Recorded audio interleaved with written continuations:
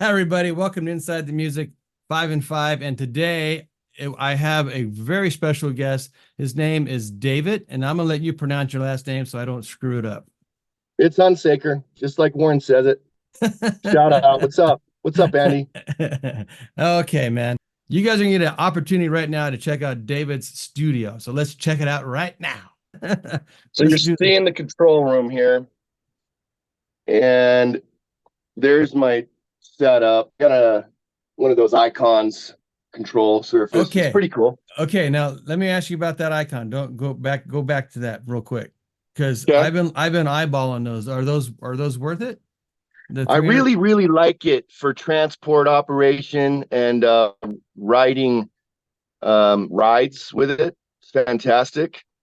I don't think I'll ever be fully off the mouse, but it does have its uses for Okay. sure. And that's the one that costs 550 or so. That one there, that's the 8. Yeah, it's pretty affordable. It's like $500, Right, and I right. got the extra monitor so I can see the tracks, Right, right? right. And it works killer, man. Oh, the other real use for it is arming and disarming tracks. And like if you're tracking vocals and you just need to go bop, bop, bop, bop, Right, right, right, right. instead of, while you're maybe producing, it's very handy. Yeah, I'm really eyeballing those things because it would fit perfectly on my desk. That's what I like about it is the compact size of it as well too. So that looks That's cool, what I man. love about it as well, Sweet. Okay, on with the for sure. tour. Okay. So you see all that. I got my micro cabs down there. And then we're going to go into the rehearsal room, which is also the drum room. I don't have a lot of lights on, but it's a decent size. There's my kit. Nice. What do you play? All mic'd up. I've been doing track work for my pet project, so I'm Right. working on drum tracks right now. And we also rehearse here. It's a decent sounding room. You could probably hear how tight it is. I kind of Yeah, I deadened it. yeah, I can hear it. You can definitely hear the difference when you walked into it for sure. And then my infamous snare mic shield. I don't know if you can see that.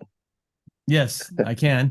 And then, so what It's do you working. what do you got over there behind you? You use for tracking? I see you had a So I did this so I could produce myself, like taunt myself as I go. I've got a monitor and a keyboard with a track pad, so I can sit down here to my drum kit and I can just taunt myself as I go and track myself. Okay. Wow, So I set my sound and it pretty much stays that way.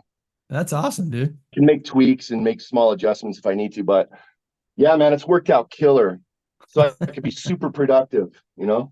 This is awesome, dude. Yeah, This it's is been sweet. awesome. It's been a game changer, man. So I And can see my tracks and everything right there. right, right. And then over there on your mixing board, what's your little mixing board you have over So there? that board is for PA and for other Okay. things like Okay. learning music, and I can subgroup things, but I don't use that board for necessarily for preamps for Wow. recording, but it's there for other things. That's sweet, dude. All right, Yeah, next dude. room. What's the next here? That's pretty much it. That's This pretty is much my it. hi-fi room over here. I know it's dark, but this is just my hi-fi setup. Mm-hmm. I got tape and records, and you know, Yeah. Dude, that's I live sweet. on a golf course. So the golf course is right there. Dude, you have everything I want. Yeah, it's pretty cool, man. I'm blessed. I'm very blessed. Very Awesome. blessed. Awesome. Awesome. So Yep. let's go back to your original spot you started at. Yep. Let's go over some of the stuff you have, being we're on this subject right now. Tell me about some of Yeah. the Well, equipment you have. again, thank you for doing this. Mm-hmm. And I'm a fan, and you're doing a killer job, dude. So thank you. Thank you. Thank you. I You're appreciate awesome. that. I We love appreciate it. it. Well, The thank you. community loved it. Well, thanks, man. I really appreciate this. The kind words. I do. I absorb them, and I do really appreciate everybody's feedback. Um, Yeah, you're I getting really good at interviewing too, man. I think you're a great interviewer, actually. well, thanks. Yeah, Yeah, I love to talk. So, talking, and I love to get to know people. I don't think enough of us ask questions in regards to people. So this is a great way for the community, and not just produce like a pro, but other people to get to know what you do as well, and to learn about your own projects and maybe your own bands and stuff like that too as well. So that's what this is all absolutely. about. I named it being we're on the subject and we're talking about things, I named it Inside the Music because there's much more to music than just the production side and writing. There's life involved with music as well too. Everybody has their own, their own destiny with music and how things got to where you are. So that's the reason why I called it Inside the Music, because I want the entire world of music to be looked upon, not just the little tiny bit that people get to hear over the radio. So Exactly. I totally agree. I get it. You know, a lot of people don't understand what goes into it. They just hear it, and right, it might right. be a commodity, but there's a lot of stuff that goes into it. There is. That's for sure. And what's your favorite piece of gear you have in that room right there where you're sitting? Oh my gosh, dude. I When I got those WA 273s Uh-huh. and I use them on kick, snare, vocals, and guitar mics, right, for the cabs. Those were game changers. Just the weight and the punch that you can get out of those preamps is incredible. That's got to be one of my favorite pieces of gear for sure. And what if you don't mind me asking, what were the cost on those for people to Oh my gosh, let me remember? think. I've got two of them. They're both dual channels. I think they're kind of expensive, man. I mean, in the relative world, I think they were just under $1,000, maybe. Right, right, Somebody will right. tell us in the comments below, but I want to Yeah. say they were $800. I think I got a open box one to save a couple hundred. That's what I look for, the open boxes all the time. All the time. Yeah, Even the B stock stuff. Uh, they have warranties. They all come with the warranty, so why not? they sound killer. No one's gonna look at it and go, "That's a B stock." Wait a minute, that was an open box item. How? No one's gonna know. So, Totally. what the hell's the Yeah. difference? No, man. I mean, like you, I've been acquiring gear slowly over the years, and I think I went on a shopping spree when I got involved in the academy because I really wanted to ramp up my productivity. But Yeah, so I'm going into my fourth year. Speaking of that, so awesome, it's been awesome. killer. It's And been one of the best things for me, honestly. yeah, it was a godsend for me to find Warren and the community as well too, because it's opened up my musical journey as well too, big time. Matter of fact, Absolutely. I was here and now I'm outside the screen shot. So, it's a big help. The collaborations alone, and then what he has to offer inside the community as well, with the stems and the whole thing, and then the people. That's the main thing is the people that are there to Absolutely. help you want to learn how to do your stuff. It's all So about community. There's power in community for sure. that's a fact. That is very true. So with all that getting out of the way, let's get on to your questions. Now, David has no idea what these questions are going to be about. This is the fun of this interviewing process. He did fill out his little questionnaire, so that way it gives me an idea where to take the questions. And now there's your questions. Oh boy. Oh boy. The first set of questions are the ones you can have fun with and take as much time as you want. The second ones are considered rapid fire, but if you want to expand on those questions as well, you can do that with your answers. You can do that as well too. So, Okay. with all that said, let's get into the interview. All right, Dave is from Farmington, Utah, just outside of Salt Lake City, which of course is famous for their salt flats where many land speed records have been recorded. Now, have you ever been there? Yeah, absolutely. I got the honor when I was maybe 11, 12, something like that, to go through there, and we actually touched the salt flats. And I believe what I did is actually licked it, and Yeah. so, It's a something couple different. hours away from here Mhm. to get to the Bonneville Salt Flat side of it. And of course, as you know, we're also famous for our skiing. Oh I'm a yeah. half hour away from a world-class resort called Snow Basin. If you Oh guys want to wow. go on a ski tour, hit me up. I'll take you. I'm a ski bum, quintessential ski bum. So Have you ever worked at a resort? Have you ever been actually, I did. I patrolled for 10 years. That's what you do around here in your 20s. Yeah. I Patrolling and working in bands, man. Living the I life. I did that same. We have a place up here in our local mountains called Snow Valley, and I actually got fired from it Oh, because good. Good for you. It wasn't because of me. They had a hair regulation, and my buddy we drove up with, it was me and two of my friends. One of them didn't cut his hair, and he had to that day to cut it. And so what he did, he sent us all home. And I said, well, okay. But I kept my badge. We all kept our badges, and we skied free for the entire year. Nice. There you go. Booyah. So anyway, that was a fun Yeah. little story. My one and only Great job I've ever benefits. been fired for. Yeah, it was. So anyways. Yeah, they used to make me shave my goatee. I couldn't have a goatee, and I hated it because I like my chin covered. But Yeah, so I would just have a like me. mustache. So we were all running around patrolling with little mustaches. It was silly. How old are you? I was how old am I now? Yeah, How old am I? 48. I'm about to be 48. 49 in June, bro. Okay. Well, congratulations. Happy Thank you. birthday. Thank you in Um, advance. Yeah. yeah, I got you by 9 years, so so You yeah, look good we're for, rough. as old as you are. Thank you. I appreciate that. I'll take that as a compliment. I mean, I'm more gray than you are. Well, it's genetics probably, I'm gonna have a sip of my coffee I was too. a blonde anyway, so I just went from blonde to gray. So it was like easy transition. Yeah, well, see, that's what I'm getting at. And it's funny because on the side it's getting really bad, and those dumb white hairs, man, they want to go every direction except for laying down like they're supposed to. I do So, have hair, so yep. my good hair days are limited, but I do The have hat looks hair. the hat looks good too. Thank you. So, question number one, let's get on into it here. You Yeah, said on the questionnaire that you have been involved with music for 35 years. Can you take a moment to reflect on your music influences and have they changed? And now, wait, let me start this all over again. I can't read my own writing here. Question number one. You said Question number one, you said on the questionnaire that you have been involved with music for 35 years. Can you take a moment to reflect on how your music influences have changed to what they are now and how they have affected your songwriting? absolutely.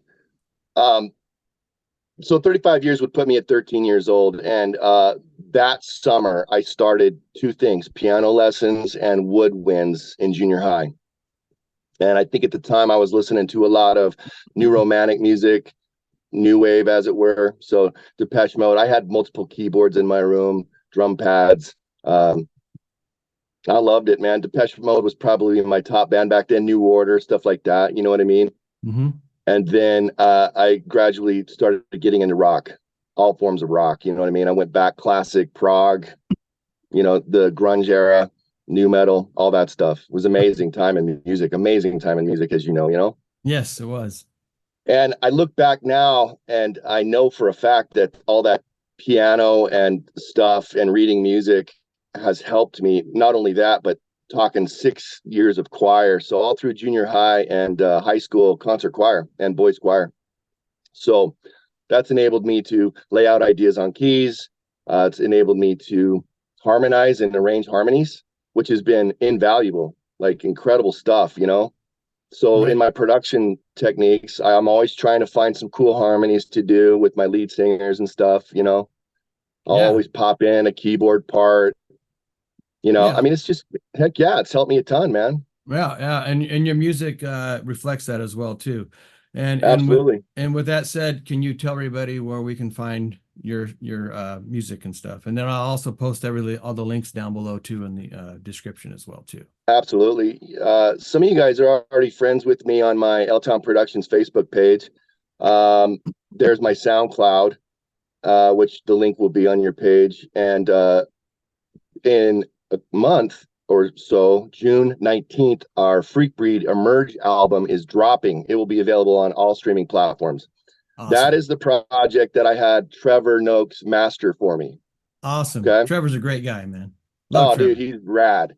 That was Uh-huh. a cool experience too. I loved having an objective ear to bounce ideas off of Mm-hmm. and revise my mixes based on what he's hearing. And I really think we nailed it, man. I think we nailed it. It was cool. Yes. Everyone's Sweet. got to get a mastering engineer, and you got to get Trevor. So he's reasonable. and great to Yes. work with. Yeah. He's a great guy, all around great guy. So Totally. yeah, So there's my Trevor plug. take his advice. Yeah, man. You got it. Sweet. And again, I'll link everything down below in the descriptions where you can find David's music as well as his production and everything else too. Now, Thank you. do you offer services yourself? Do you offer I any? do. Okay. I do. I was just consulting last night. I'm picking up a project for a local band. We're going to do 3 songs. So yeah. Awesome. So Yeah. there you go. Anybody that's in Utah looking for a music producer, a mix engineer, and then he can also point you into a mastering person as well as Trevor Notes. So that'd be great. Absolutely. Yeah, man. Sweet. See that? All in one, was that two bunch of birds with one stone, basically. There. Absolutely. And I can even consult and help with publishing for sure. Oh, awesome. A lot of young guys don't really know what goes into that. It's, you know, it's the complicated stuff, maybe some formalities that you got to jump through some hoops, but you know, right. I can guide them. Good. Now, I did notice that you have a Reverb Nation page too, right? I do.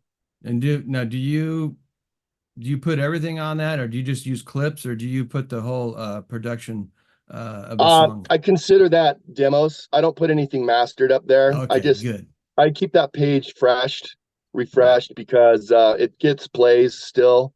And I'm sort of gradually transitioning maybe out of it. Sorry, Reverb Nation. I'd rather maybe focus in on SoundCloud, but then of course I'm going to all streaming platforms with this big project. But I like that Reverb Nation page. It's good for demos.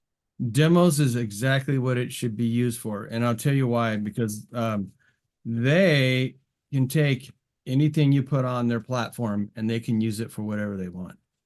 Really? Yes, they can. So I learned that through when we signed with a little indie label. He had us remove everything off of there. I had no idea, even though it says, you keep 100% of, anything. But in the fine print, it says they have the right to use anything that's on their page. That's good to know. You're giving all up. And SoundCloud is not so bad, but as well too with SoundCloud. And I consider those demos as well. No mastered tracks are on either of those sites, and so to get the full on production value, you got to use the streaming platforms that I talked about. Good. I'm glad this hasn't been discussed on this channel yet either too. So that's good to discuss. Thanks for bringing that up. Yeah. So everybody, be sure to pay attention to what you're signing into. So use a distributor, DistroKid, a Muse, something like that to make sure everything's going in the right way. And then also be sure to join either BMI or ASCAP, something like that, to just help protect your stuff as well too. So and I do recommend copywriting stuff if you can with the US government. It's not necessary, but if something does come up, the only way you actually can fight it in court is to have that US copyright stamped somewhere on your music. So I have done it with the stuff we had with the label. When we were with the label, I had to go and get everything copyrighted as our own stuff because it ended up being a big mess.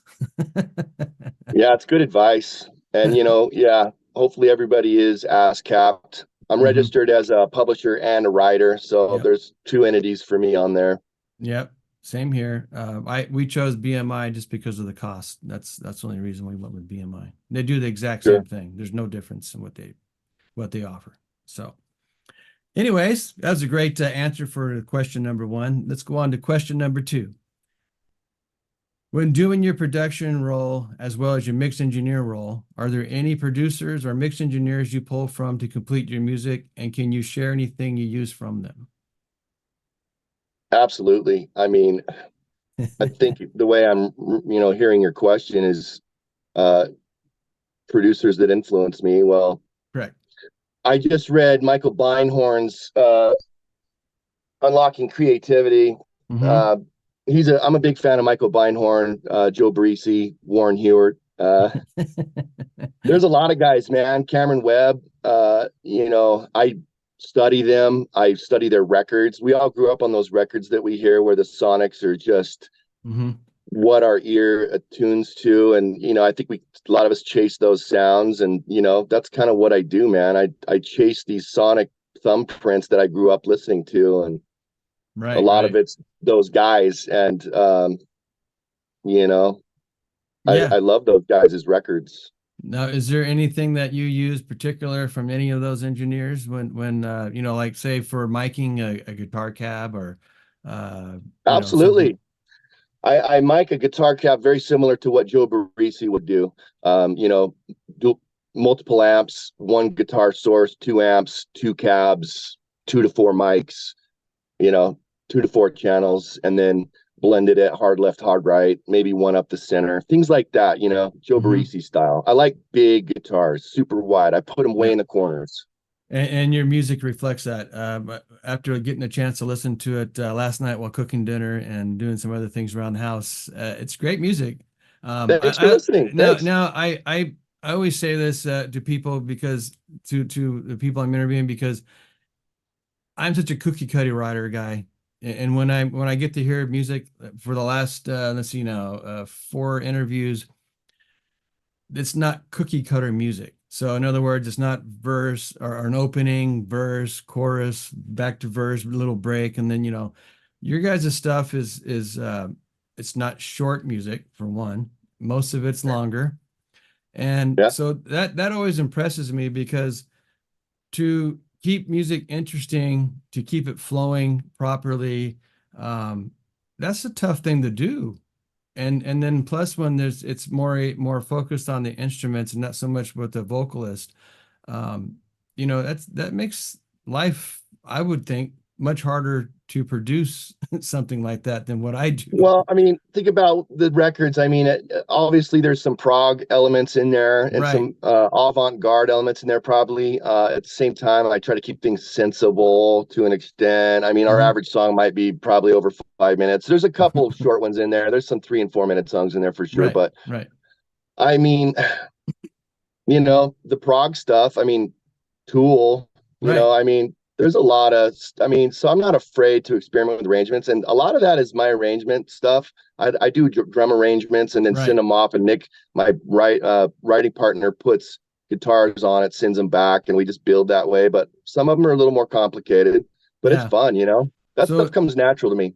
that's awesome. Now, do you do a complete one take, or do you guys chop things up because you know the length of the song, 6 minutes? That's for me. I'd be like, where in hell am I? You know what I Dude, mean? it So depends. It's case by case. But on the new record that we're working on right now, Freakbreed Blackstar, I'm comping together performances on drums, drum performances. So I'll try and play the whole thing through, and right, it's arranged, and I've practiced it. And then if I need to go back and punch myself in, I will, and I'll make a comp.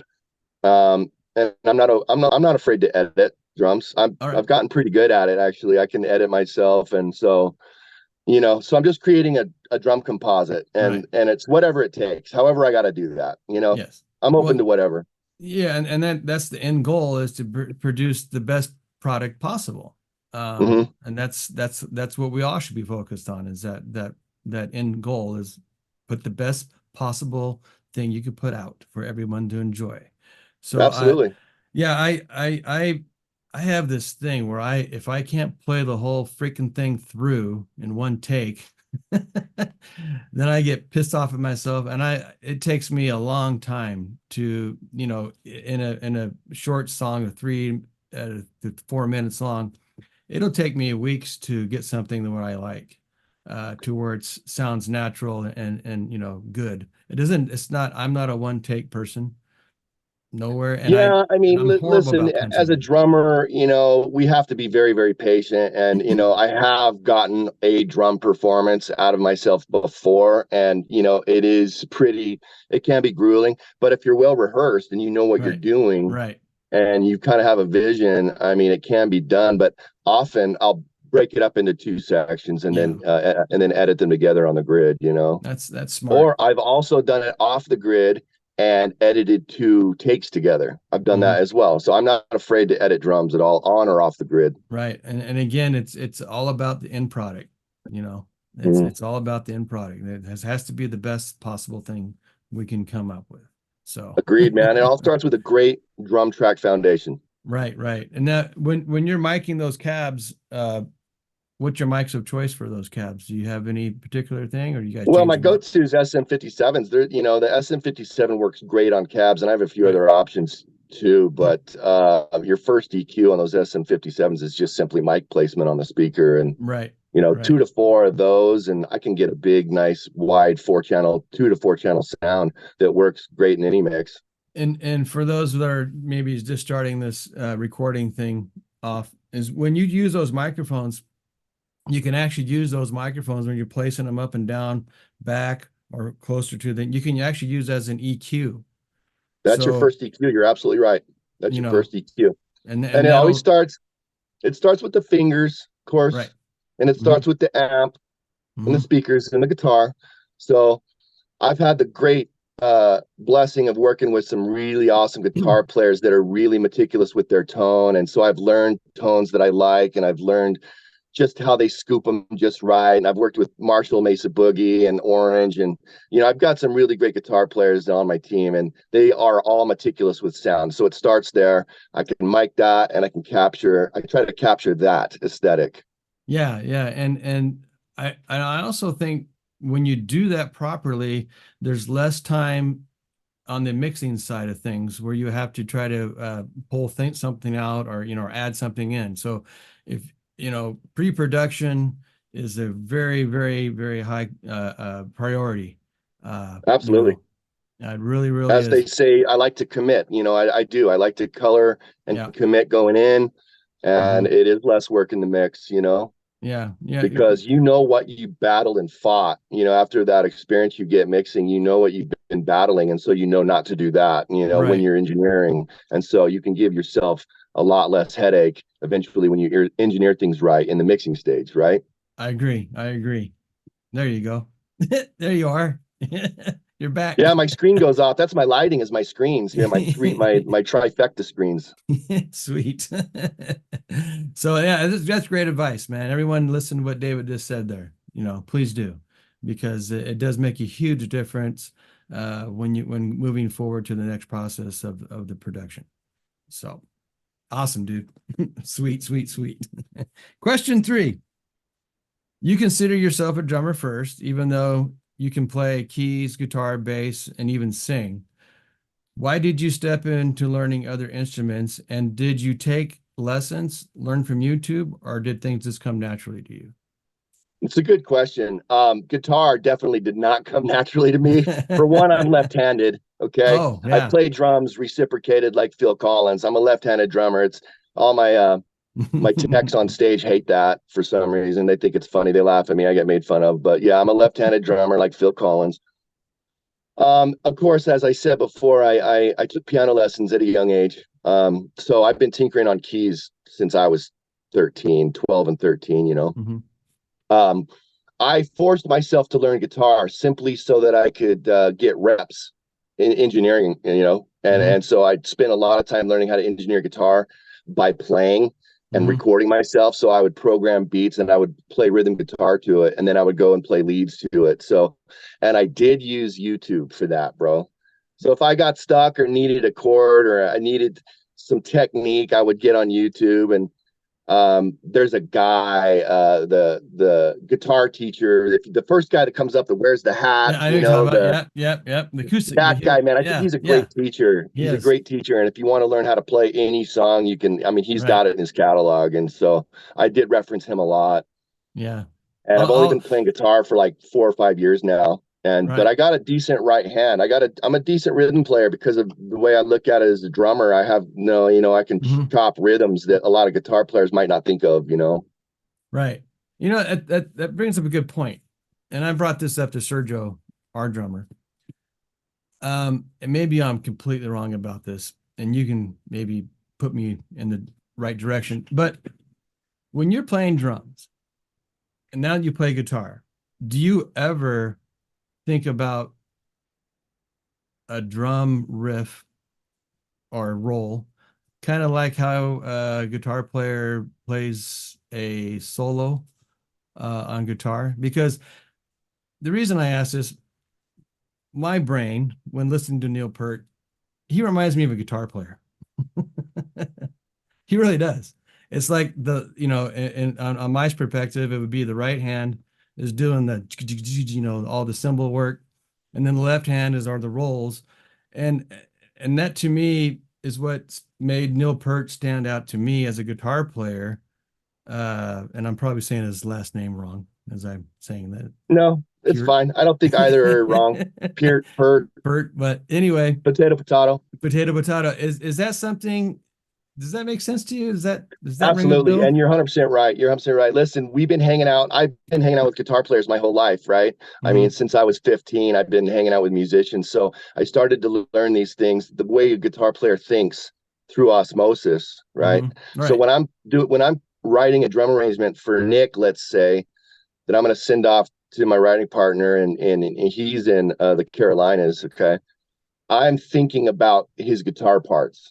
I kind of know the direction. We have an aesthetic in mind, and so I'm Mm-hmm. writing drums based on what I know that he might do rhythm on, and I might even play a rhythm track on it to inform what he can do. Exactly. Right. Right. Almost like there's a secondary rhythm going on in the music without even Exactly. recognizing it. You Yeah, I know, mean, there's pocket groove playing, and then sure. there's rhythmic drum playing, whereby it's definitely more locked into what the rhythm guitar might do, as well as the bass guitar, obviously, too. Right. So Right. yeah, those things are in my mind for sure, Right. And now and speaking of bass, when you're playing along with the bass player, um, because those two aspects, the drums and those are the foundation of music. You have to have those two players. If they're tight, it's like a house. If you didn't hammer all those nails all the way in, the house is going to be weak. And when those two players are nice and tight, like a good nail into a wood, that's going to make everything much, tighter and firmer. And everybody else around them can have that much more fun. So Uh-huh. now, are when you're playing with, do you and the bass player talk about the kick action, as far as like following it, and then when he can't follow, or when he shouldn't be following? Do you? Absolutely. Listen, my guitar bass player, Scotty in particular, my against the fire bass player, he's got super good instincts, okay? And Mhm. he's been playing so long that he knows what rhythm notes to play against the drums, and then he also puts melody in there as well. He interjects his own personality and melody into it, but he definitely, I don't have to tell him much. I can simply say, listen, maybe this part should be finger muted, and just do the drum Mhm. kicks, and that's about it. Keep it simple, and then open it up. But we talk about it. But yeah, his instincts are fantastic. So are Yeah. Nick's. Nick's got good bass playing instincts too. He knows to hit the bass kicks, and he Mhm. knows when to go after some of the guitar melody stuff too. Go Right. back to the kicks and then hit some melody. Go back to the kicks, and you know what I mean? Yeah, and I noticed that in your music as well too, because the way things flow with your stuff, there's not boring. There's nothing boring about your music. Everything flows as it That's should, sweet of you. and it goes there. And there's a build up. There's a drop down. There's a build up, and then it drop, and then it builds back, and then so everything you guys are doing, production wise, music writing wise, it's really good, dude. I got the goosebumps going. I need to. This is the new thing. I'm getting a lot of Thank goosebumps you, lately man. when I you mean, guys I are doing. appreciate that. I mean, listen, look at all the records that informed you and informed Right. me. I mean, if you want to grab somebody attention, drop the bottom out of the song and rebuild. You know what I mean? I mean, those Right. are attention grabbers. I mean, it's pretty arrangement 101 stuff, really. Right, right. And what I like to do is I think no, I think they call it resting is I believe I'm not my music theory is horrible, dude. So, but I Absolutely. believe they call it a rest. So when you have like Yep. a break in the music and then it kicks back in, Hmm. I think that is one of the most powerful things too, because you're not, especially if you're not expecting it. So you're like, you know, something You like know, you that, you bring up a know? killer point, man. You bring up a killer point, and that is a little bit of music theory goes a long way. You know, if I'm working with Scotty and I have to count it for him as a drummer, because I did take drum lessons actually a little bit later in life so that I could teach. And that was invaluable actually too. So I can count him. I go, Scotty, it's 1, 2, 3, 4, 1, 2, 3, rest, then come in. I mean, there's always that vocabulary of a little bit of theory that actually is very helpful. Right, right. When communicating, because I let's agree. face it, the best producers are the best communicators. If you can communicate with your artists and whatever it takes to communicate with that particular artist, you got to use his language too. But if you use the vocabulary you have, guess what? They pick up on it. They will Right, learn it right. eventually. Yep. And Trevor Notes brought that up when he went to the master class with Warren, is that how the communication between everybody was just on point. And when Warren left something, you know, when he mentioned something to, he made sure that they completely understood where he wanted to go with things. So Boy, dude, you know, what makes Warren so amazing is his communication skills, man. I yes, mean, yes, I've learned so much from just listening to him talk right, right. Yeah, it's and his amazing. interviews and, you know, the guys that he interviews. I mean, Right, the right. communication there it's outstanding. It I mean, is. It Warren, is. shout out, Yeah. you know, And he's and an then amazing communicator. and then for him to add Joe Carroll into the whole thing Mm-hmm. too. I mean, good Mm-hmm. Lord, man. Absolutely. Mark Daniel So, Nelson, you yeah, know, yeah, yeah. All I these keep hitting people. him up. I'm like, Mark, come back to Salt Lake City and let's go ski. You know, he's a skier, man. When he worked in Salt Lake, dude, I mean, Right. he was skiing a lot at the Snowbird and Is that Solitude and right? Alpha and stuff. Totally. But you know, shoot, I'd love to take him on a tour of Snow Basin. That'd be sweet, man. And by the way, I got to meet him, and he's a tall character. I I didn't love that realize guy. How tall is he? I'm like I 6'2", man. six So two at least. I'd say is probably 6'2", 6'3". I don't know if he's quite wow. touching. So we're about the Yeah, same yeah, height. yeah, yeah. I because it's funny because when you know, you see everybody on the video screen, you don't realize how tall people are. And Yeah. when I got to go to NAM and I got to meet or see them all, you know, Warren, he's tall. He's at least 6'2". And Wow, man. even Eric's a tall or a taller chap too as well. So Really? all of them, yeah, yeah. It was Wow. I didn't know Eric was tall. yeah. He's well, I'm not tall, but he's at least maybe an inch above me or so. He might be pushing 6 feet or so. But yeah, it was funny. Wow. I That's what I told him. I said, Warren, well, if I knew you guys were all tall, maybe that's my problem. Maybe I'm not tall enough. So I'm really glad you got to go to those workshops. I want to go so bad too. You know, I'd love to go to the Texas one, but you know, I am on the roster to go to Joe's House of Compression in August. So if things keep going the way they're going, I'll be in Cali in August to go to Joe's workshop. sweet, sweet. And where about in Cali is that at? His studio is in Santa Ana or in and Oh, it's around there. No, right down the street from I'm me. off. It's somewhere in that area. Pasadena, pardon me. It's in Pasadena, Andy. That's still close to me. That's a And 45 my minute aunt drive. is in Huntington Beach. So Oh, I'd be staying with my aunt, and then I think it's about an hour well, commute to get there. well, let me know when you come, please, because I'd love to drive down to Huntington, go down to Main Street, and we'll have a beer and eat some tacos or something. Yeah, we got to hook up, dude. We got to go to Longboard Steak Shop. You ever been to Longboard Yes, Steak Shop? Oh, I absolutely. love that That's place. so Love that place. back in the day when I was young, I used to hang on Main Street all the time. My good friends had an apartment complex right down the very end of Main Street. Now it's completely changed from what it was back in the early 90s. But we used to hang out there with the MMA fighter Chuck. I'm drawing a blank Chuck here. Liddell. Yes, Chuck Liddell. There's a lot of MMA guys out there for sure. So yeah, it was a lot of You fun see him drinking beers training on with the him. beach sometimes, running early in the morning on the beach for Yep, sure. Yeah. yep. So yeah, please let me know when you're coming down. I'd love to Uriah drive down. Faber is from Huntington Yep, Beach. yep, yep. A lot of good ones. So my mom's side's from there. hmm So sweet.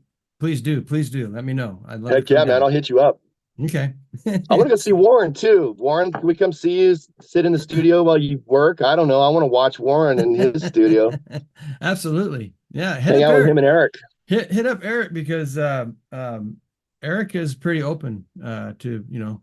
you might hit him up on email and ask him, tell him you're going to be in town and see if he can work something out with him. I will, for sure. Yeah. So, all right. See, now that was question number 3, and I like the fact that you did learn guitar from YouTube, as far as needing when possible, because that wasn't something around when I was, Yeah, man, a it's youngster. crazy invaluable. Yeah, yeah. And I was hoping that my kids would actually use that same tool to push them into playing guitar, but unfortunately, it hasn't worked that way. So, I don't think there's any excuse anymore not to learn something. I mean, all the right, resources at your fingertips. You right. can learn anything you want, Yep, yep. I agree. as long as you're willing to be patient and go through the motions. Believe me, I fixed my truck many times using YouTube. Thank you. Me too. Me too, man. So, question number 4. Let's talk about encouragement. Did your parents or someone else encourage you to play music, or was this all your own self-encouragement? Actually, no, yes, absolutely. My mom is very musical. She played piano.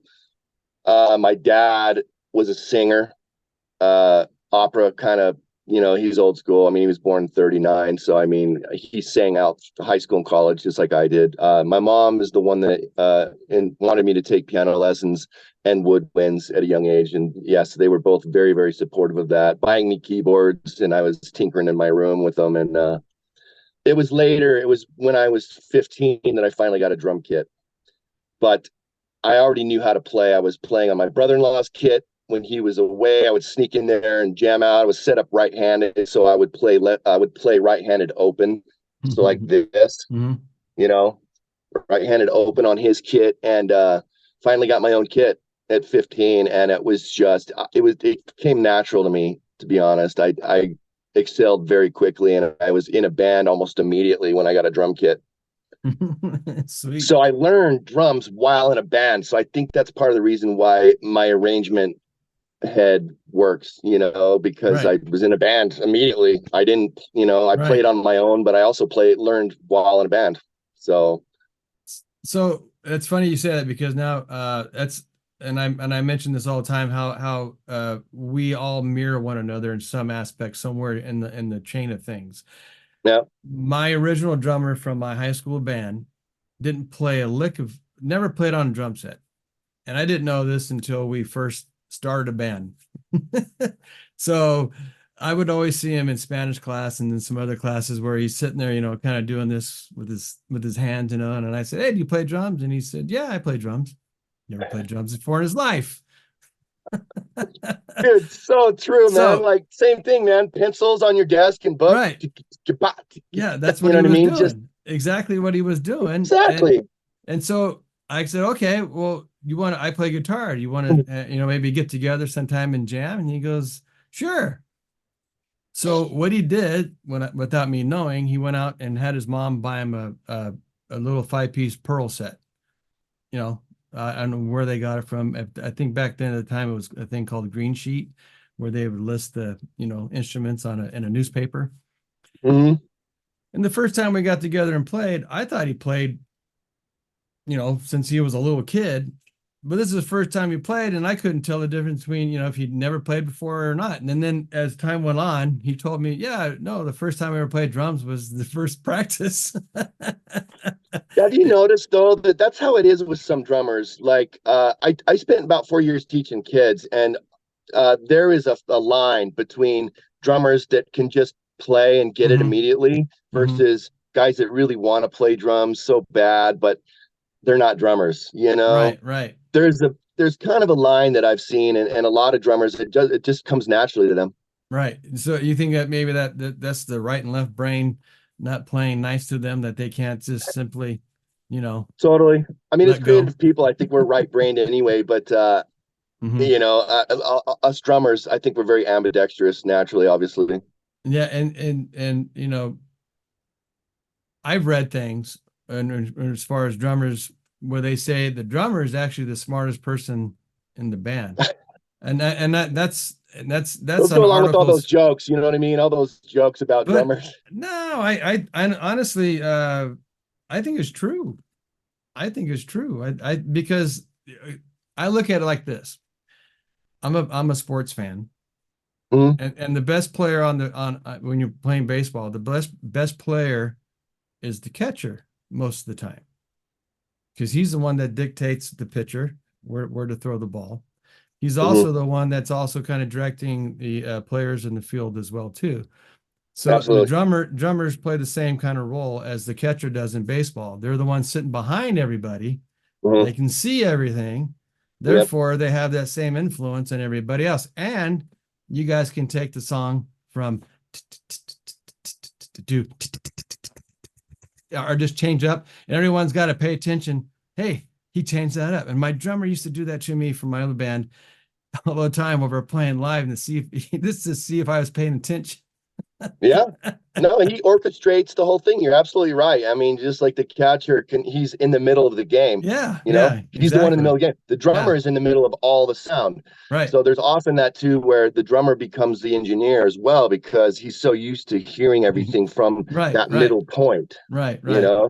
right. So, and So it's you're not funny, wrong. Absolutely. You're right. but that's how I look at things. I have other, scenarios I use cooking food, when you're writing a song and you have everybody collaborating together, you might have the one person that brought the meat to the table, and then everybody else is bringing the side dishes, to Hmm. make everything go. So I mean, there's always fun, different analogies you can use to use, the whatever you're familiar with, helps Yeah, you to create music and get things done. absolutely. So, but Because they all have their own languages, when you're coming up in a band, and mhm, maybe you don't know a lot of music theory. I find that they all create their own languages. right, right. And how many bands have you been in? I'm kind of curious to know. Several. I would have to say about 8 different incarnations of a lot of the same guys. Right, I've right, been right, jamming with the same guys since I was 16, right. Yeah, 17, and 18. I've been right, jamming with the same guys in different incarnations of that. So, right, yeah. right, And we're not afraid to do offshoots and side projects. And, well, this guy right. doesn't like to do, new wave, dark wave, or industrial. So let's do that on the side. You know what I mean? Like stuff like that. I mean, Right, right, right. there's no rules. Yeah, you should be able to do what you're doing. We're not locked into contracts or anything like that, but Yeah. with a label You or know, something. So, yeah, but that's cool, man. Because bands, they get together and break up. It's hard to keep a band together forever. I will say I have guys that on my team that are pretty consistently like to be in a band in order to play out. So I got those Right. guys. So we keep a set tight so that we can play out. And as we got older, we only play out every quarter or Mhm. whatnot. We're all dads, and we call it dad rock or whatever. But I have guys that want to play out once in a while, and then I have guys that don't want to play out at all. They just want to do studio work, and so I love that too. You know what I mean? Right, right. I Um, don't know that I'm going to be able to gig my whole life. I mean, it's a lot of right. work, but I It mean, while is. I'm still a little bit exuberant, I try to get out there once a quarter. But isn't it amazing how when you guys haven't played together in some time, but when you get on that stage, how all of a sudden everything just comes back to you? Oh, absolutely, man. Isn't that isn't Yeah, that isn't that weird? Um, you're seasoned, mhm. obviously as a musician. So when you get on stage, you just kind of let that seasoning kind of do its thing. Right, Don't right, overthink it. Just jam, right, be right, right, tight, play your covers, play your originals, and just, have a good set. Doesn't right. have to be perfect, you Mm-mm. know, just have No, fun. I agree. I agree. But there is something about that, about when you get an old group together, no matter how long it's been, you know. Yeah, you would know. I mean, you've been doing that your whole life too, for Yeah, sure. yeah. You That's get it. right. I do. I do get it. So awesome, brother. It's I'm glad. fun. I'm glad that and your mom, you said that she was your biggest encouragement to get on the piano. So let's talk about the piano for a second, because I think the piano is by far the best instrument to learn to play, because it teaches you so much at one setting. Teaches you right I hand, agree. teaches you left hand, teaches your feet, teaches you rhythm, and it actually forces you to learn how to read music, because you might be good with the ear. Most of you, some of you, could simply sit down and play a song by ear. But to get better at the piano, and guitar is one of those instruments where I'd say maybe 60%, maybe less, maybe more, don't know how to read music. I'm one of them.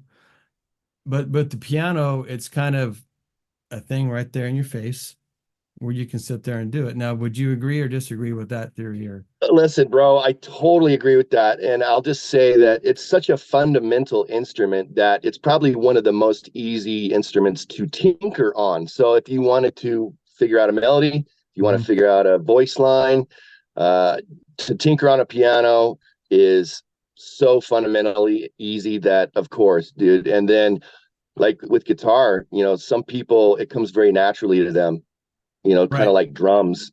And my one of my writing partners in the Carolinas, Nick, that's what that was for him. He never took a lesson. He played all by ear. He can't read, but I mean, it just flows out of him though, Yeah, yeah. So, but yeah, for anybody again watching this and really looking to and taking up piano, because my one daughter, she plays it and she's never had a lesson, but she's got the right and left hand dexterity now to where she can use both, simultaneously. And so that's, pretty impressive. I've found that a lot of guitar players can tinker on a piano pretty well too. You know what I mean? Just because of their ear is good. And I don't know if it's vice versa as well. Maybe can piano players play guitar easy? I don't know. What do you think? I would say yes, and that's why I encourage, if you want to take up an instrument, your first instrument, I would really encourage you to go piano, because like I said, it's you're not holding it this way. It's right up in front of you, and you can, it's not an easier instrument to learn by any aspect, but it's like you were saying, just fun to tinker on, because you're not having to hold it, for one thing. Yeah. It's just in front easy of to you. tinker on. I mean, it's hard to master, just like any instrument, hard to master, but easy to do fundamentals with. Right. So yeah, I would definitely say that after you get the little basics of the piano, you could definitely move over to guitar, because you are going to have the dexterity in both hands. Just like any other kid, when my mom was trying to get me to play piano, I was like, no, Mom, that's not cool. Come on, man. I want to play drums. Get me a drum kit. Okay. But I'm so glad she did that, because now I know how valuable it was. Okay. So the same drummer that I was talking about in high school, this guy was just an unbelievable talented musician. Who was the one guy that would go to a house party and they would have a piano available? Who would have the most girls around him at the house party? Was him playing the piano parts that he learned from Van Halen or whatever stuff he had. Oh man. Yeah. So, another good reason, boys. Him and the kid with the acoustic guitar, for sure. Yeah, for sure. yeah. But the acoustic guitar, I still don't think it's as sexy. Something about that piano when you're at a party and everyone's sitting around, it's much easier to gather around and everyone listen to that piano. So. Yeah, I mean, I've seen it both ways for sure. Yeah. So, anyways, enough of that. Yeah, question 5. Already. Yep, question 5 already, man. Moving right along here. Earlier, I asked you to reflect on your influences and how they affected you. Now I'd like you to reflect on yourself. Is there anything you would tell your younger self to do differently, whether it's in music or in life? Wow, yeah, that's deep and the reason so valid. And the reason I asked this question is because, like I said, there's more to writing music than just in the studio doing things. Life can actually, maybe what you did sometime in your life might actually reflect on a song. So you might, go back into a memory. Oh, I remember as a kid, we used to go down here to the lake or something, and, we'd have a great time with the family, or, or something like that. So that's the reason I'm asking the question, if there's something like that. Well, I mean, gosh, I've been busy doing what I wanted to do my whole life, and there is no regrets, but maybe I wish I had maybe studied a little harder. I might have come a little further at this age in my life had I maybe taken it a little bit more seriously when I was young, maybe.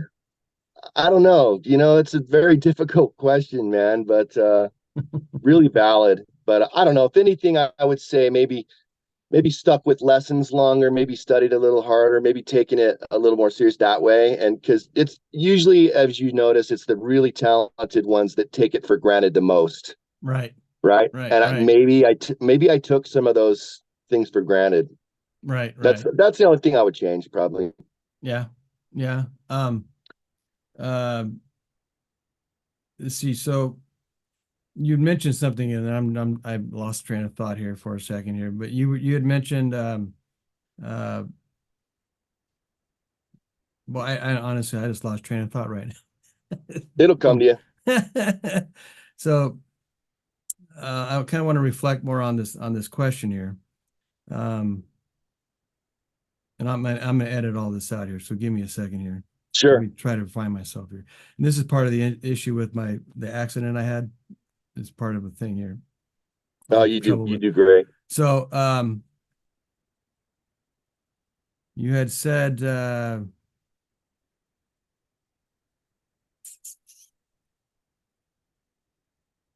okay, you said something about the education part.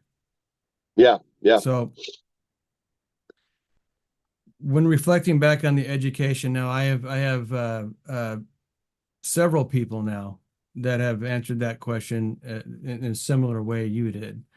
And I kind of agree, because with myself, when it comes to the production side of things, I can't tell somebody, hey, you need to change the key to something, something like that. So is that something that you find is valuable when you're producing music, that you can actually sit there and tell them that? Or Absolutely.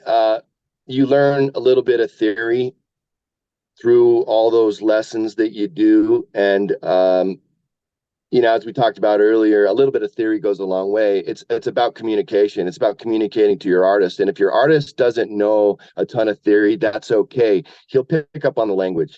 okay. They do. They pick up on the language, and you use the language. Call it what it is. You know what I mean? Mm-hmm. Talk about measures, talk about bars, talk about structure and arrangement. I mean, use the language to your benefit, and your artist will catch on very quickly. But it does help to have a little bit of music theory knowledge to communicate. I had a bandmate, mm-hmm. I'll shout out to him, that had a bachelor's in music. Okay. Mm-hmm. Mm-hmm. So working with him for years and years, I picked up on a lot of language from him as well. Right. Right. I mean, as I said, I took formal drum lessons as well, so I could read and write tablature. And my drum teacher was fantastic, and he was in California. His name was like Mike Brown, and I had to drive to Santa Ana, from Laguna, Santa Margarita, actually, Rancho Santa Margarita. I had to drive to Santa Ana, right? And he worked under Chester Thompson. Mm-hmm. You know who Chester Thompson is? No, I don't, unfortunately. He played drums for Genesis when Phil Collins took front stage. Okay. Chester was his go-to drummer. Okay. Mm-hmm. 3 Sides Live, dual drummers. It was Mm-hmm. Phil and Chester. And anyway, he worked under Chester, and he was an amazing drum teacher, and he had amazing vocabulary. And I learned a lot from him too. But so yeah, if you learn stuff theory-wise from all your friends, and you just use the language and help your artists learn the language as well, it definitely helps communication. Like we talked about, communication is super important when you really want to produce something great. Right. Now, if memory serves me right, you also worked at some well-known studios too, or did you work at some big studios before or not? I did not. And part of the education that I kind of reflect on that I maybe wish I'd got more of would maybe be that I taught myself engineering the whole time. And I worked under a guy that did go to the recording school. I did a demo with him, and I was Darren Farnsworth. He's Okay. in Salt Lake right now, and he's an amazing engineer and producer and drummer. He's amazing. He took me under his wing when I was 18, and we did a project together, and it was reel to reel analog, you know. Wow. Mm-hmm. It was amazing. We worked on tape, and I watched everything he did under a microscope. And then I had another engineer that I worked with, Ben Allred, that I acquired some gear from, actually, some compressors and stuff. But we were working on digital 16 track hard disk, right? Mm-hmm. And I watched everything he did, and then I acquired his gear, and then, you know what I mean? So right. I got some informal training, but I've been engineering for quite a long time now. But it was when I got into the academy, Produce Like a Pro, that my mixes started to get really good. Right. Better. Well, reflecting back on those tapes, did you get the chance to actually edit the tapes? And nope, we didn't edit tape. It was probably above our skill set, but we just tried to get really good takes and do our overdubs and smash the tape and get it sounding good. And yeah, it was awesome, man. It was awesome. I was so glad I got to work with that. Yeah. My experience working with tape was when I was probably 21. One of our bandmates that we brought him in as a singer. He had an old teak reel to reel. It was just maybe half inch tape, but it was fun to bring it in, and it had a couple spots where you just plugged in some microphones and you recorded. Yeah. But man, the thing sounded awesome. So much better than my little cheap little Tascam cassette machine at the time. There was something about that reel to reel that just like you said, it squashes everything down perfectly. Yeah, it has something to it. It just folds the transients in nice. You can just smash it, and it just has its own kind of sound and compression to it. And I, of course, had worked on a 4-track Tascam as well from early on. Absolutely. I made some pretty sophisticated works on a 4-track, bouncing down the drums, bouncing down the rhythm guitars, doing an overdub lead and then a vocal. I mean, we were bouncing stuff all around, man. It was I could figure that crap out, dude. I tried and tried. I actually took it back and I to my little guitar place. I used to buy our music store. We used to buy everything, Lear's Music, down on East Street in San Bernardino. And they let me return it, and I bought something else.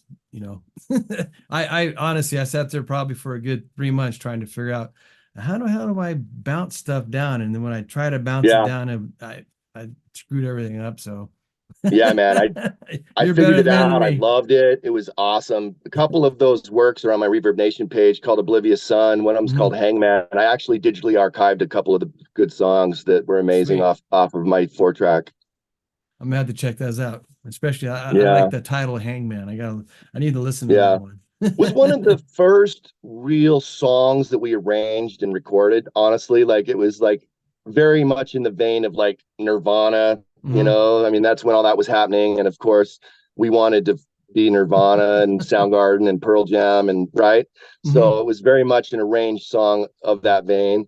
And it's a cool song, man. Still this day, to me, it holds up. I mean, obviously you can tell it's not the greatest production, but totally recorded on 4-track and archived it digitally, and boom. Sweet. Yeah.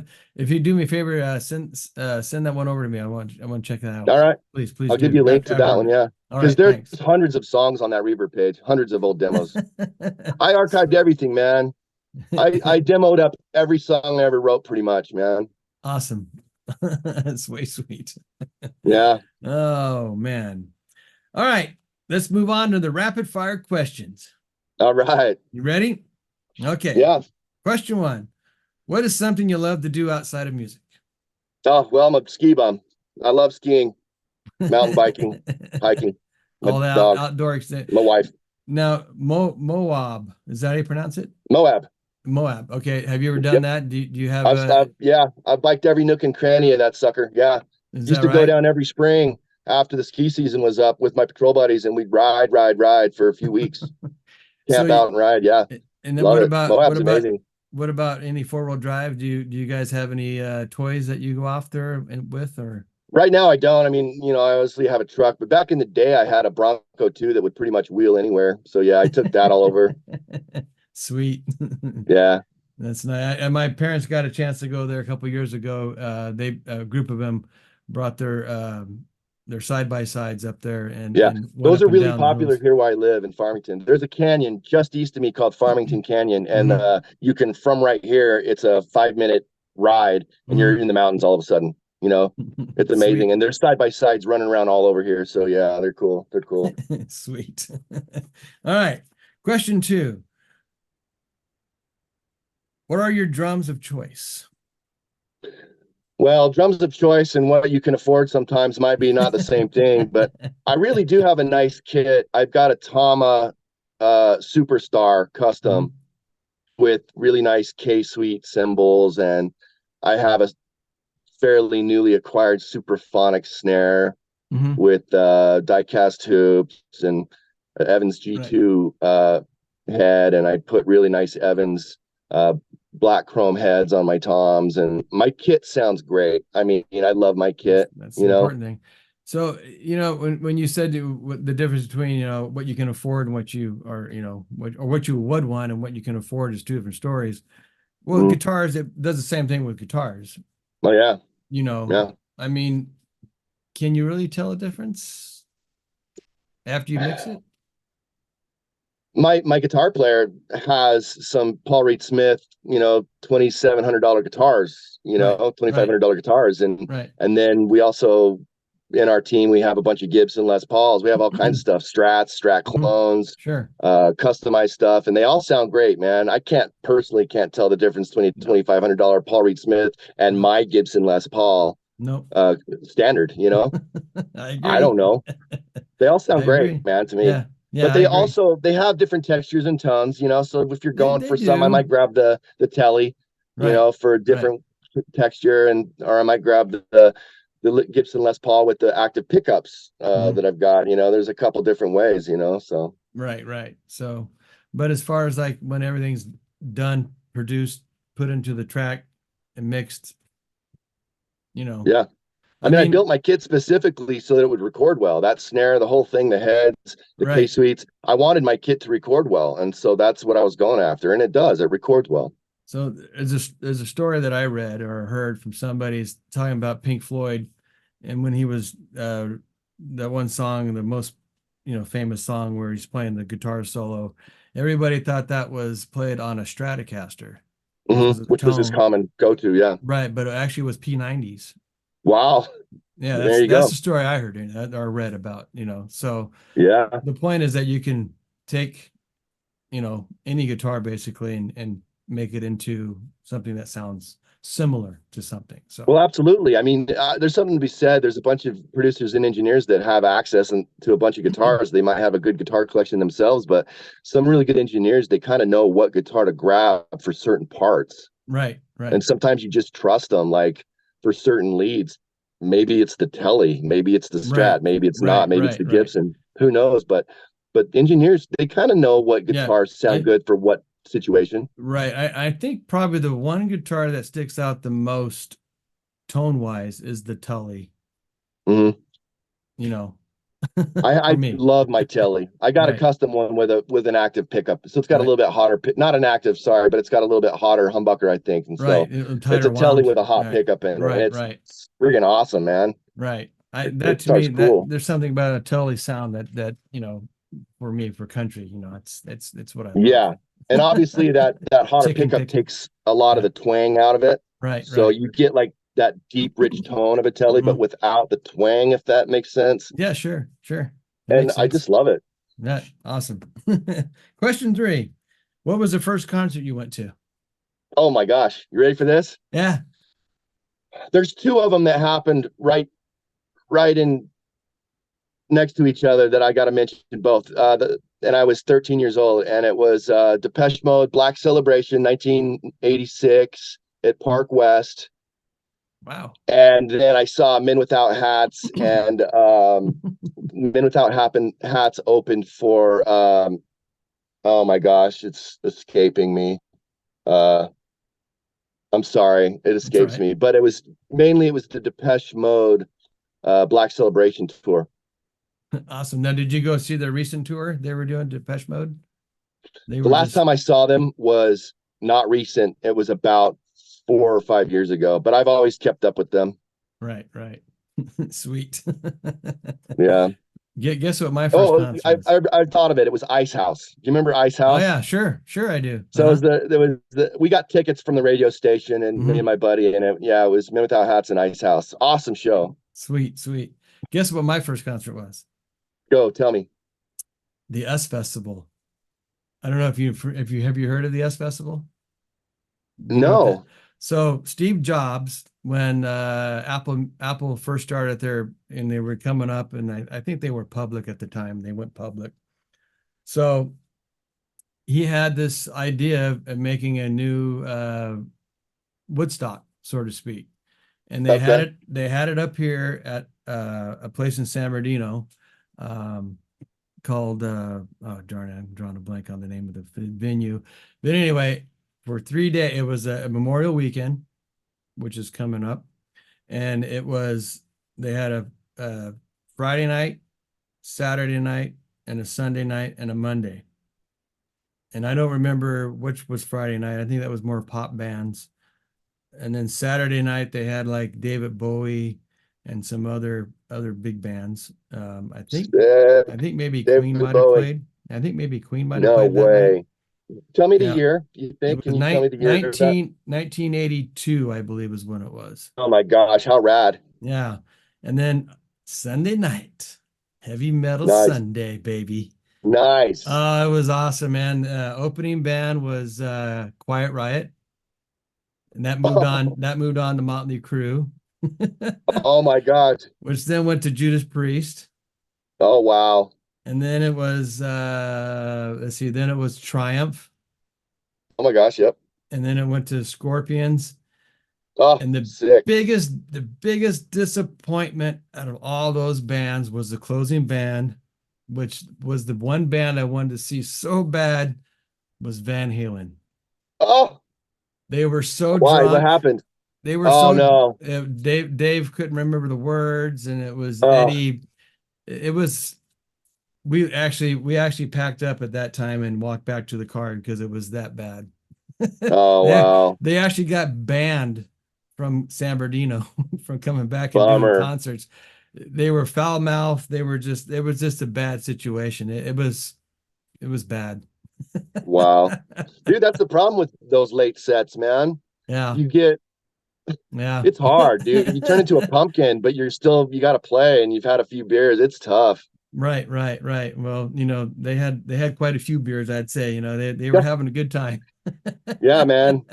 These days, I'd rather just open so I don't turn into a pumpkin. And Right, exactly. I'm Exactly getting right. old for that. So yeah, I was an all day, and that was I think I was 14 at the time. What an Uh, epic show. yeah, it was. It was a lot of fun. A lot of fun. So, How rad. and the best band of all was Triumph. Really? By far the best. Look it up. Get a chance, look it up on YouTube. They have there's ones that you can watch the entire day if you have enough time. You So know, the David Bowie the day before though, what album would he have been kind of touring on? I don't know. 1982. So I don't know what that would have been. it might have been the one with Let's Dance. Yes, You yes, know, that's probably what it was. Was that yeah. era China Woman? You know, so but Speaking of which, what an amazing record and what an amazing mix engineer, Bob Clearmountain. yep. That album Yep. sounds amazing. I have that album. I love Yeah. that album. Yeah. Yeah, my kids are huge David Bowie fans, believe it or not, at 13. Yeah, I man. find that so impressive. Bob Clearmountain's use of delays back then, Mhm. nobody was doing that kind of stuff, man. No. Mm-mm. Like his sonics were killer. Yep. Yep. That's for sure. Everything about it. Yeah, yeah. So, question number 4. What is your favorite mic techniques to use on drums? Wow, dude. So I mean, I've been going down these rabbit holes as of recently, and I can share what I've learned. That's for sure. It's the problem is the drums are the most technical thing to mic up, and it can be the most difficult. And if you kind of learn some of these techniques from watching these videos that we watch from the academy, all these guys, all these Warren's, I studied all Warren's videos big time to get some of this. And Cameron Webb, in the end, when I was starting to push the snare into parallel compression and get these transients that I actually wanted, and transient designers, I was of course bringing up too much hi-hat bleed. So I really gravitated towards the first off the 90-degree method on the SM57, so that I could get good mic positioning under my hats onto the snare, and then in conjunction with the shield over top of that to cut out another 10% of the hi-hat and cymbal bleed. That right there has helped my mixes big time, because when I start pushing my snare into parallel compression to get that snare I'm looking for, that big sonic, I'm not pushing up all these harsh frequencies anymore. Awesome. I love it, man. That's helped a lot. Yeah, and less gate usage is better when it comes to absolutely drum, the gate makes it sound weird and washy, and it does some weird stuff. So yeah, I use the gate on the toms, that's no big deal, but on the snare it's almost impossible to get a really gated sound the way you want it. Now, as far as overheads go, do you put them, the overheads, are they equal amounts over the yes, from the snare, absolutely. I make sure that they're equal to the snare, and I'm going for kind of a picture of the whole kit with emphasis on the cymbals, obviously. But I kind of get a stereo image of the whole kit.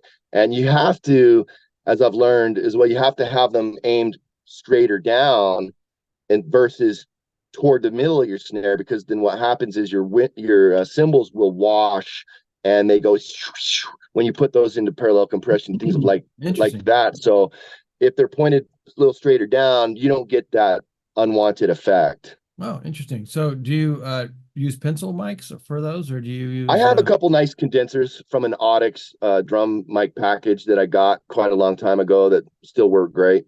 Have you used any ribbon mics on overheads before? I don't have any ribbons, but I don't have any ribbons right now. And one of my confidants, Mike Lomax, shout out, he has a couple nice ribbon mics, and he gets a really great drum sound too. And I've consulted with him over the years, and he's helped me engineer drums and helped me put his ear on it. I like the objective ear. It helps. Yes, I agree with that.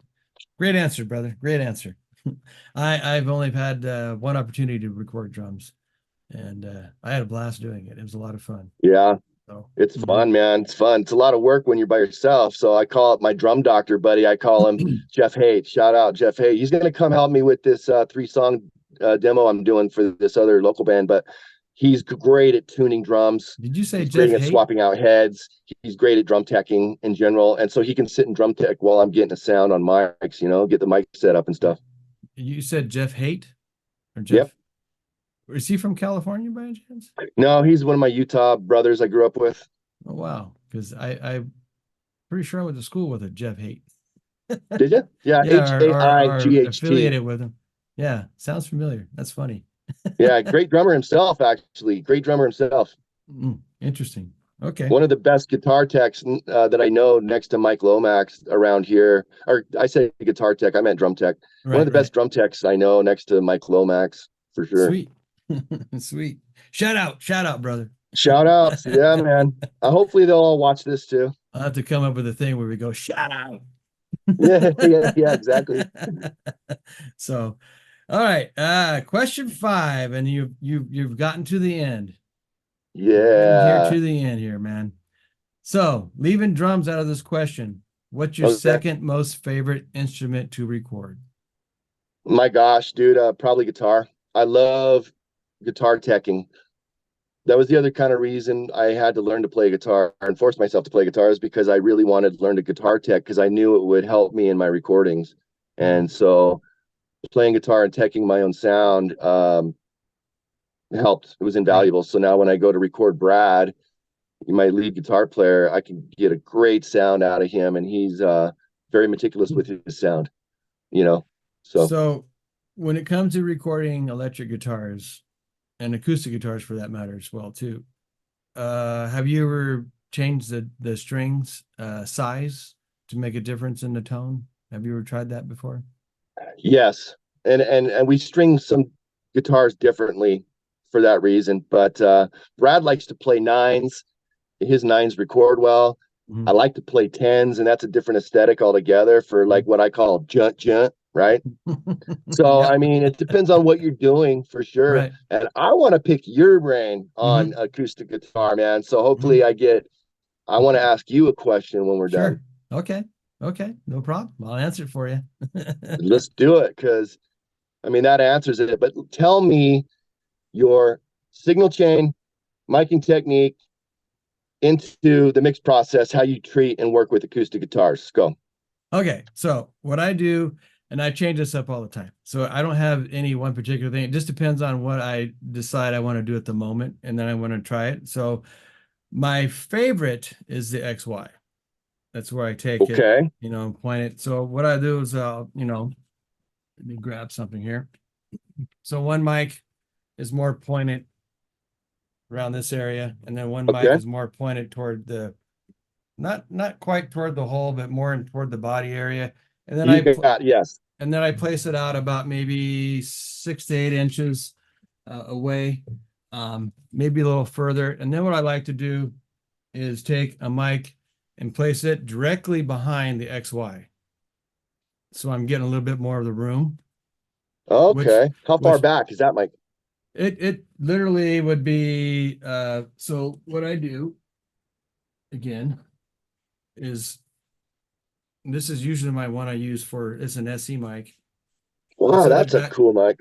I'll set it back literally maybe another 12 inches, maybe a foot away from the XY pattern I have. Um Okay. and then and I try to keep it so it's not in direct line with the other microphones. I want it to be up a little bit more, so it's actually getting more of the room sound. And then Okay. I can blend those together Yeah. when it comes.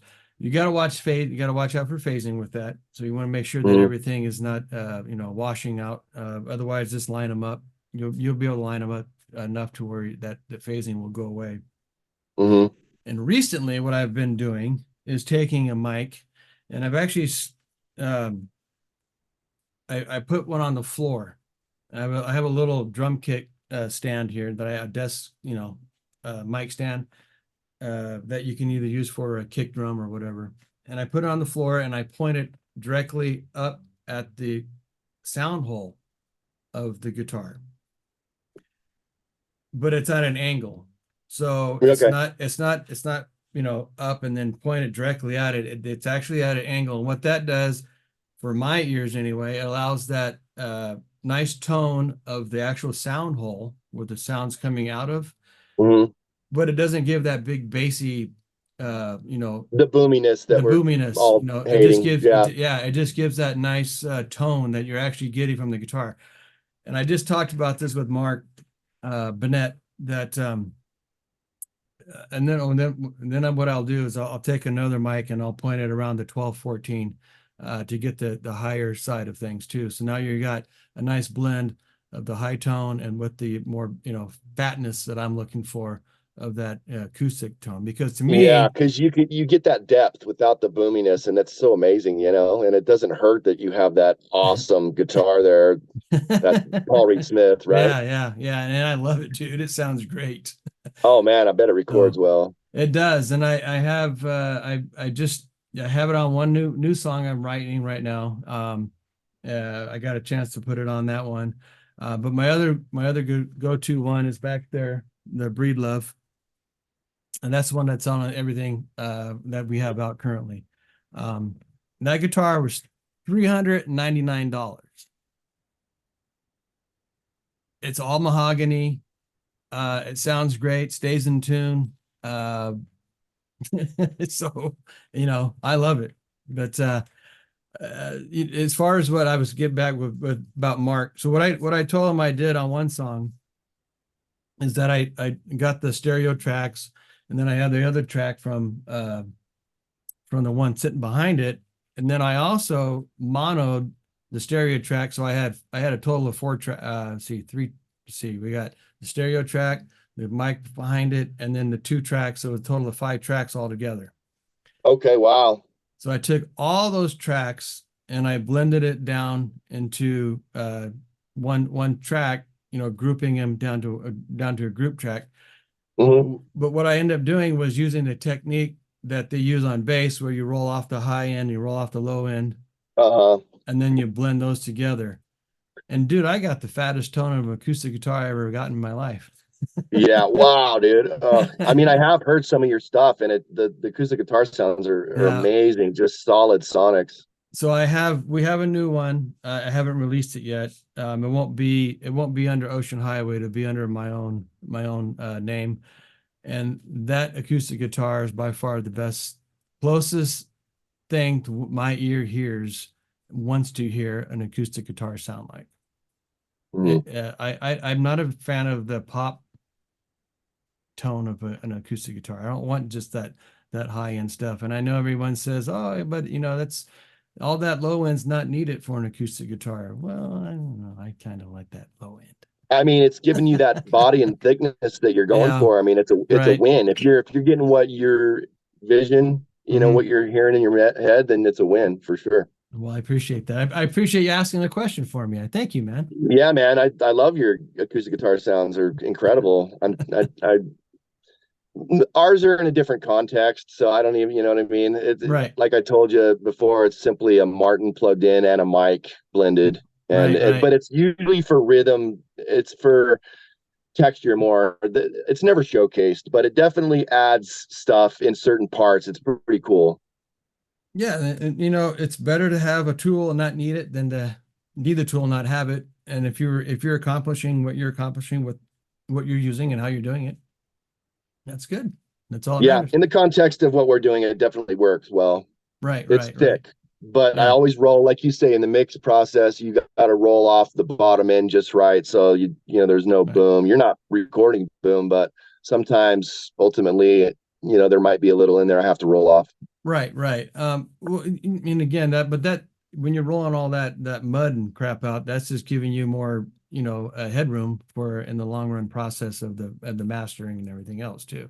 So, and then as far as like what I run it through, I do touch it with a little bit of compression on one of my compressors I have, depending on what I'm looking for.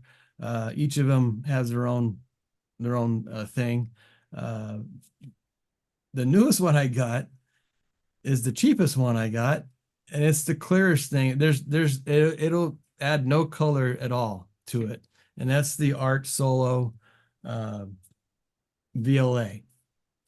And oh yeah, I saw a picture of that on your post. It was under $300, and you got two voicings on it. You can either be a FET or a opto. Sick. And yeah, I mean, I love Art. There's a lot of good stuff from Art Pro. Well, let's talk about that, man. Because listen, some people don't compress it all on the way in. I personally, whether it be electric guitars in particular, I do tickle it with a little bit of compression going in. I have a couple 1176s, and then I also do some serial compression sometimes to pick up the last at the end with the Bellari 2 compressor. But I'm not hitting it hard at all. I'm just controlling little peak transients to kind of tame it a tiny bit going in, so get a little bit smoother. And of course, it does have a little color to it, and I'm baking that in, and I like it, so it's baked in a little body. I like your idea with the 1176 because it's a faster response compressor, and I think with the electric guitar, the faster response compressor is kind of important, so it's not just laying there, squashing them down so much. It's releasing and letting them come through. Yep. You're not going to hear the compression on the way in, really. You're just barely tickling, controlling, and then maybe a little sonic color. That's about it, man. Right. And then same with the acoustic guitar. I don't like a slow reacting compressor on acoustic too. I like mine. Right. You would want a fast release on that for sure. Yeah. And then the attack, I don't use a whole lot of attack unless I'm trying to get more of the picking tone. And otherwise I like to let more of the natural, so I'll slow attack on it to let more of the I always start with the absolute slowest attack on electric guitars, and then I speed it up ever so slightly to taste, but sometimes not at all. because I just want all the transients to punch through for the most parts, just barely controlling them. Right. So there you go. Yeah. Yep. Yep. That's true. And again, we talked about this earlier. The importance of pre-production is huge. Yeah. When I first started doing it, I just put a microphone in front of my guitar, and that's what you got. And then you Well, I'm excited for this project because think about talking about pre-production, man. Listen, I'm going to this band's rehearsal on Friday, and I'm going to take notes. They're going to rehearse and play the 3 songs that we're going to record, and I'm going to study the arrangements, and I'm going to get sonic aesthetic ideas for them.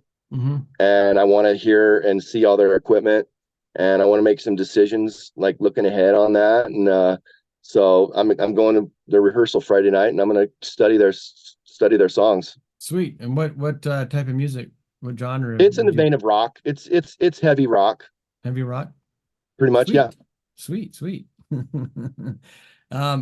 you have an opportunity to maybe, if they're up to it, if you maybe do a little some phone videos or something like that, just to kind of share what you're going. I absolutely am going to. In fact, I was thinking of taking a GoPro and using my phone, but I'm going to kind of record the songs with audio video so that I can study them.